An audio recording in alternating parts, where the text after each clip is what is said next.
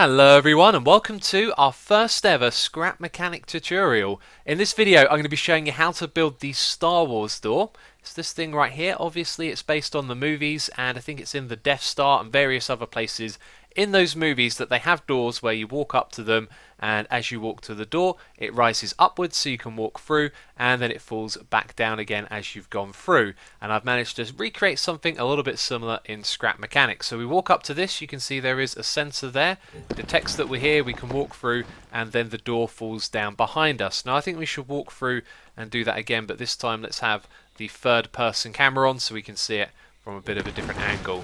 It's definitely a little bit derpy, it can be a little bit unreliable, but it's very cool, and just from back here you can probably see how it works. Now one thing I will mention is that this is a one-way door. Currently in the game you can only hook up one sensory input or form of input to an engine, and therefore you cannot have two sources of input, so you can only go through it one direction. And the way it works is that the engine powers the wheels, which pull up this bit of block right here, this big block, and it pulls it up to the height what allows the player to walk through. And then when we're done going through, the sensor is no longer going to be active, so then gravity lets it fall back down again, which is pretty awesome. Let's go through it one more time. We activate the sensor, it goes up, we step to the other side, and back down it falls. So I'm now going to walk you through the process of building this door, and the first thing that we want to do is build a platform on the ground. The reason why? Because everything will be attached to the same structure if we build it off of the platform. If we build it on the ground, then we could end up with multiple structures. Now in the middle of this I built the frame of our door. It is 6 blocks across and 7 blocks tall. And this is actually temporary because we're going to build the frame around it. If we have a look at this one over here, you can see it's actually a lot bigger. And also it's separate from the main structure. If I click on the lift like this, you can see that it's actually a separate structure. So this right here is going to be temporary. And what we're going to do is we're going to drag the frame around it like so. And this is actually a little tip that I came up with before I started recording. So if you build a big wall like that, you can then remove the inside bit like this, rather than building each of the individual supports, which is a much smarter way of doing things than I have been. But there you go. And then we remove it like that. So now we've got our frames on either side, and what we want to do on this back side is count across by 2 blocks, and then on the third block we go up like this, pretty much as high as you can. So a gap of 2 and go up by 3. And build on the third, not go up by 3, you need to go up a lot higher than that. So the next thing to do is to put in some pivot points, and I think that seems like the height that we've got going on over here. So let's very carefully turn around. Yeah, that pretty much seems like the same height as where I've just put these pivot points. So that's where your wheels are going to go. Then we're going to have a gap of 2 and another one up here. Do the same thing again and just count it out each time. And that's actually pretty perfect, isn't it? We can fit all of them on right there. So gaps of 2 and then a pivot. Right, so we've got all of those in position. The next thing to do is to put the wheels on the pivots. And the top 2 are not going to be connected to anything. The bottom 2 will be though, because at the moment there is a maximum limit of 5 wheels per engine. So we're going to dump the engine down on the same structure. Don't put it on the ground over here. Put it on the platform that we've already built, and then connect it with this tool. So we're going to drag to these wheels over here at the bottom and do the same thing on the opposite side as well. Like so.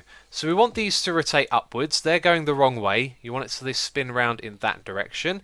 And I think the ones on this side are going in the correct direction because they're the opposite to this side over here.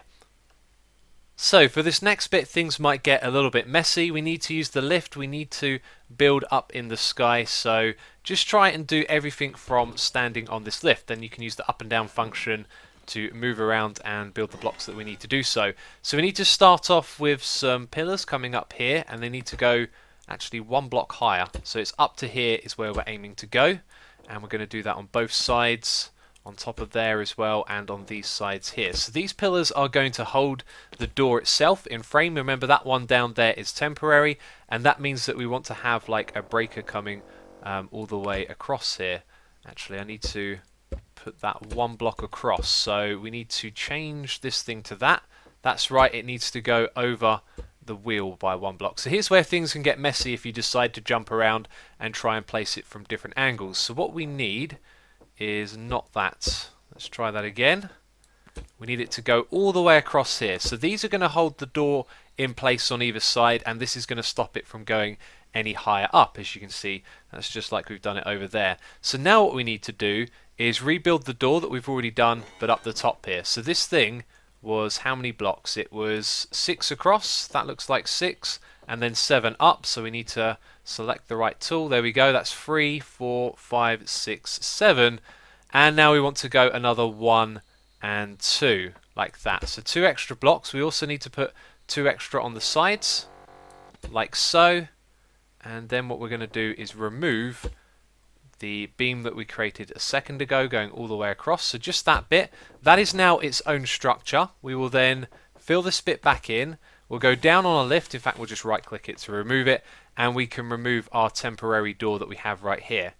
So let's drag across there. That has now been removed. This is a separate structure at this point. So if we put the lift over it, you can see that it's separate. Of course, don't click on it because we want it to stay in that position. So this thing is almost ready to go. Now we need to go and select a sensor from the menu, and we're going to put that at the front down here. You could put it somewhere else, but I find it's best to put it right next to the door in case you're a bit slow walking through it.